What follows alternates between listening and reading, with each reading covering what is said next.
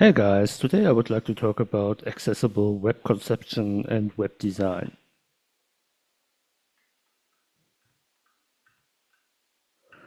Most articles on accessible design um, are considering topics like development and design, but not the conception aspect. That is also very important.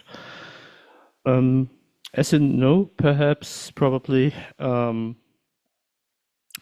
people think that accessible web design is not attractive, but when you take a look into the WCAG documents, you will see that there are not so much rules which are dealing with design and conception.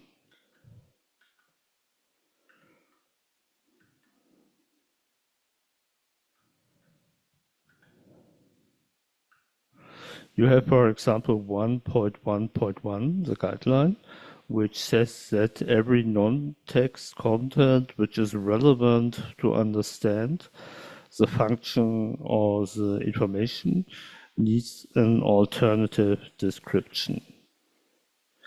Then you have 131, guidelines for 131, which is saying that every user interface element needs context information.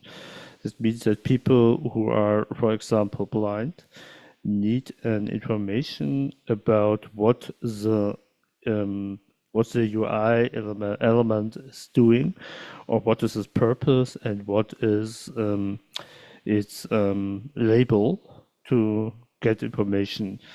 It also relies to tables. For example, tables need information, things like which cell is it, which coordinate cell information does it have, which heading does belong to the cell. That means context and context information to make the information more understandable. Then you have 133, sensory characteristics, that says that information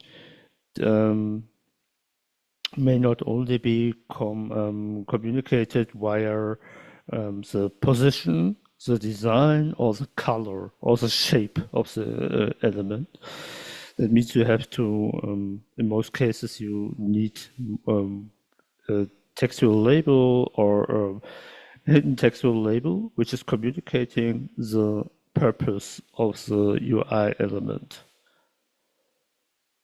Then you have 134, which says that the orientation, especially of smartphones or tablets, should not only be relied to one position. In most cases, that is portrait mode. That means you have also to support the landscape mode. Then the aspect of color, 141. That means that information should not only be communicated via color. That means you can use color for communicating information, but you always have to rely on one other aspect, which is not color. For example, shape or textual information or anything like that. And this is something you can test very easily with grayscale options on your device. Then you have the contrast aspects, 143, which is relying to contrast for text. Here we have clear rules. We have 4.5 to 1 color for usual text, and 3 to 1, that means lower contrast requirements for large text. Large text means text which is bigger than 18 pt or 14.5 pt fat. Then you have the rule for the success criteria for images of text that says that text should not be conveyed via images. If you use images with text in it, you have to offer the text as in another position to make it also accessible for blind and visually impaired persons. Then you have a 1.4.8, that is a AAA criterion.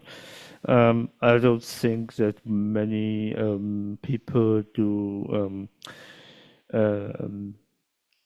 assume that for their design, but there are some rules for text design, how much text should be in one line, for example, and things like that.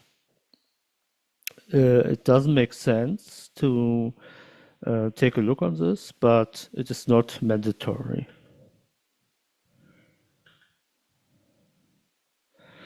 I forgot the rule for contrast of non-text elements.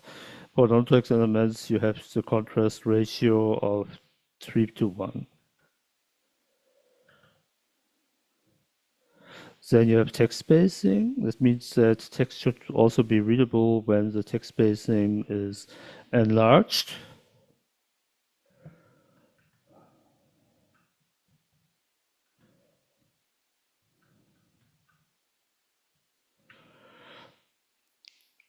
And that was it for the time. I hope you enjoyed the episode and would be glad if you come again next time. Goodbye.